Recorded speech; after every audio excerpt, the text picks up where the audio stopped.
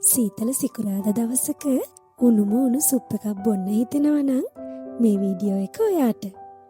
ගෙදරදී රසට ලේසියෙන්ම මේ සුප් එක හදාගන්න පුළුවන්. වෙනදා වගේම සුප් එක හදන විදියයි හදන්න ඕන જાති ඔක්කොම මම ඩිස්ක්‍රිප්ෂන් එකේ දාලා තියෙන්නේ. මම මේකට ගත්තේ බටන් මෂ්රූම්. ඒව නැත්තම් අනිත් මෂ්රූම් උනත් අරගෙන මේක හදන්න පුළුවන්. ඉතින් රසම රස සුප් එකක් බොන්න හොඳම දවස අද වගේ සිකුරාදා දවසක් තමයි. අනිත් එක අද පොඩ්ඩක් රසක් තියෙනවානේ.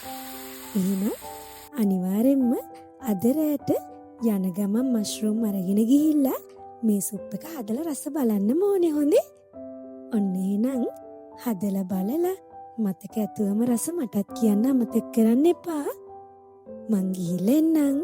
හැමෝම පරිස්සමින් සතුටින් ඉන්න.